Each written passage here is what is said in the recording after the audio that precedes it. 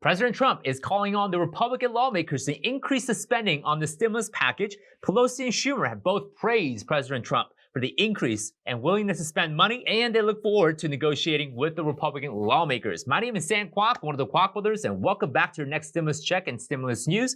This is September 16, 2020. Here is your next stimulus news. Now, very exciting that President Trump came out and said, let's go and spend more money. Let's go and make this huge, as President Trump likes to say. So in today's update show, I'm going to give you my perspective as to what President Trump might be up to as far as his strategy in getting the Democrats to say yes to a stimulus package, and I'll share what he should do to get the next stimulus package passed as soon as possible. But first, I want to talk about the Problem Solver Caucus bill, which is something I mentioned on Monday's update, and this is what the Problem Solver Caucus have put together as a $1.5 trillion stimulus package bill. So here's what's inside of the $1.5 trillion Problem Solver Caucus bill.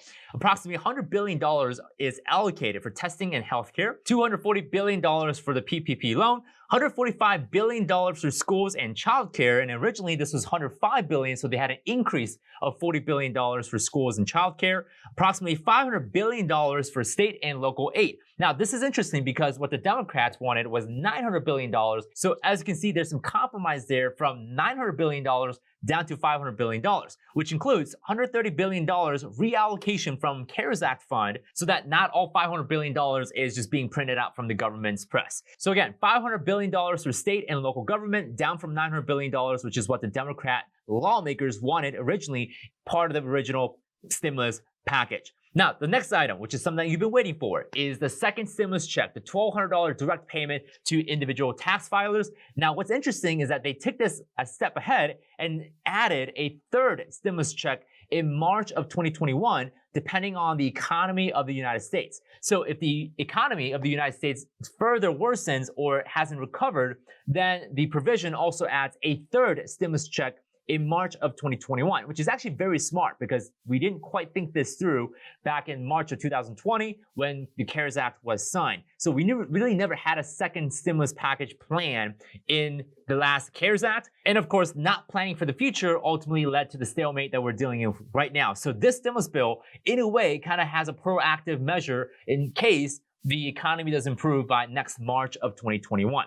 So back to the $1,200 direct payment. The $1,200 payment will go to all single filers. Now, if you are married or if you're filing jointly, then it will be $2,400. And also, it will be $500 per dependent. It doesn't matter if they're a full-blown adult dependent. This time around, it's $500 per dependent, period. There's no stipulations around that. Now, the Problem Solver Caucus bill also includes the unemployment benefit of $400 a week for 8 weeks after this bill is passed, and then $600 a week till January of 2021. Now, this is very good, especially for those individuals that have been collecting the unemployment insurance and the benefit for the last 6 months. This is great because the $600 a week will still continue like we've seen prior to July of 2020. And last but not least, one of the major items is $15 billion for the post office. That is part of the Problem Solver Caucus. Now, of course, there are other provisions and other items inside of the stimulus package that we haven't really covered, but those are the major items that matter to you guys the most as far as what is happening with the stimulus package. Now, there's a little bit of bad news to this, which is the Democratic House Committee Chair rejected the proposal on Tuesday, saying that it's not enough, that it has to be the $2.2 trillion number that Nancy Pelosi has previously mentioned. So obviously, we come up with this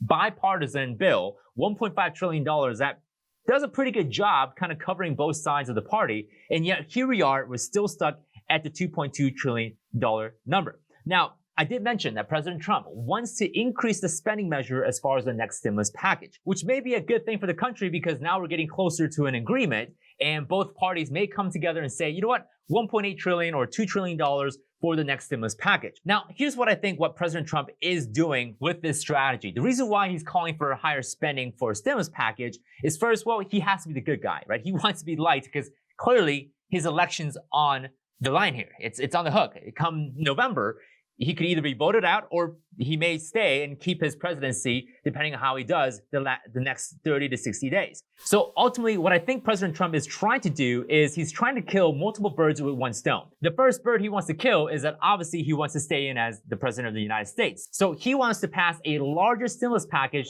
to somewhat encourage people to vote for President Trump. And I think the next bird that he wants to kill is he's using a bit of a reverse psychology on the Democratic leaders. Now, the Democratic leaders been saying, hey, we want a $2.2 trillion stimulus package, and they've been saying this for the last 2 months. So what I think President Trump is doing is, you know what, you want $2.2 trillion? Why not we spend $5 trillion and let's get this over with?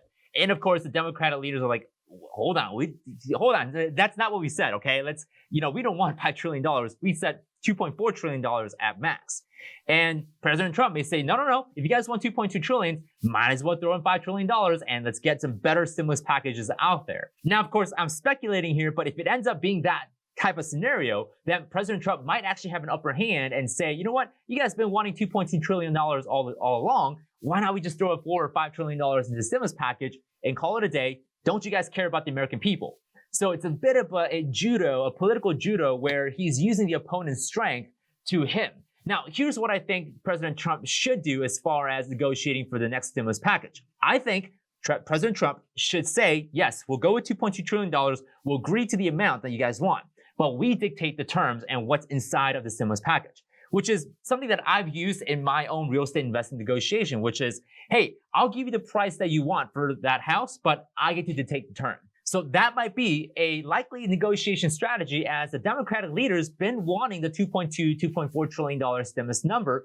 So President Trump can say, you know what, let's go with the $2.2 trillion number, but instead, my side of the aisle get to say what's inside of the stimulus package. You guys don't. You guys chose the number.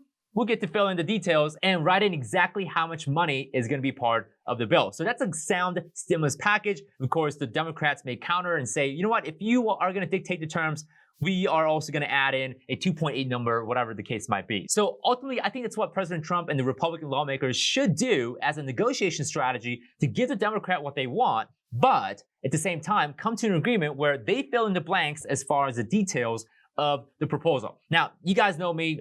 I'm not picking sides here. I want America to win.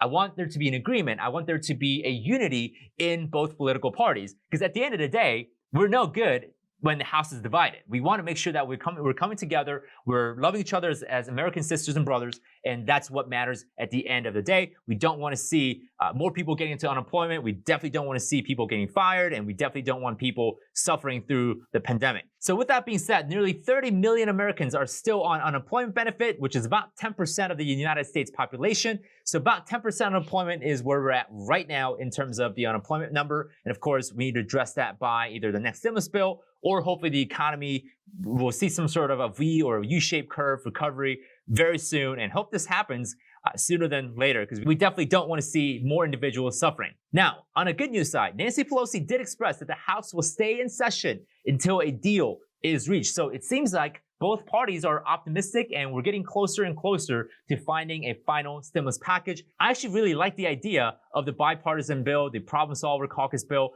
Seems like it covers both sides of the aisle, and it covers a lot of the things that we need for the economic recovery and stimulus. So with that being said, keep you guys updated. Now, tomorrow, and I mean tomorrow, Thursday, Daniel will come back with some additional housing update for you guys. And I know you guys mentioned and asked about different areas, different specific real estate markets. So Daniel is going to come back tomorrow to give you guys the latest update on housing markets in specific geographical area. He'll come out with that tomorrow night. So stay tuned, subscribe. It's going to help us a lot with our YouTube algorithm. And if you guys enjoyed this episode, be sure to smash the like button, and I'll see you guys on Friday's update. Take care now.